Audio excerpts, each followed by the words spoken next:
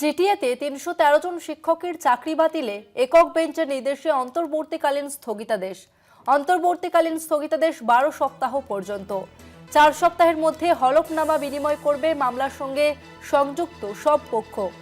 আপাতত ৩১৩ জন শিক্ষক চাকরি করতে পারবেন। একক বেঞ্চের নির্দেশে অন্তর্বর্তীকালীন স্থগিতাদেশ ১২ সপ্তাহ পর্যন্ত।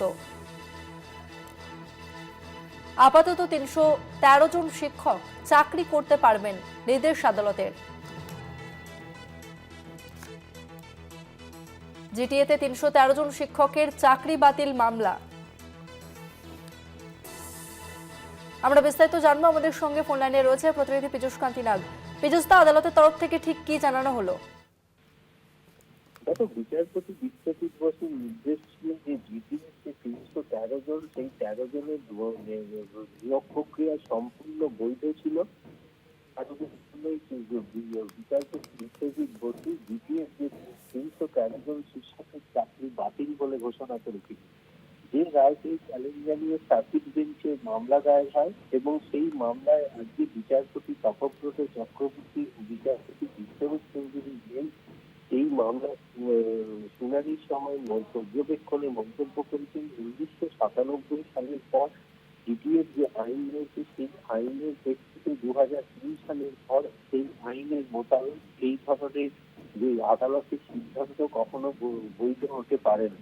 সেই সিদ্ধান্তকে আদালত প্রথমেই গ্রহণযোগ্যতা নেই বলে মন্তব্য করেছেন আইনজীবী। এরপরেই বিচারপতি তপব্রত চক্রবর্তী নির্দেশ দিয়েছেন যে বিচারপতি বিশ্বজিৎ বসু যে ৩১৩ জনের চাকরি বাতিলের নির্দেশ দিয়েছিলেন তা আপাতত অন্তর্বর্তীকালীন, সেই রায়ের ওপরে অন্তর্বর্তীকালীন স্থগিতাদেশ দিয়েছেন। ১২ সপ্তাহ এই স্থগিতাদেশ বজায় থাকবে, অর্থাৎ ৩১৩ জন যে চাকরিরত ছিলেন তারা আপাতত চাকরিতে বহাল থাকবেন। আর এর মধ্যে এই ১২ সপ্তাহের মধ্যে মামলার সঙ্গে সংযুক্ত সকল পক্ষকে হলফনামা বিনিময় করতে হবে, তাদের আত্মপক্ষ সমর্থনে তাদের বক্তব্য জানিয়ে লিখিতভাবে, এবং তারপরে সার্কিট বেঞ্চে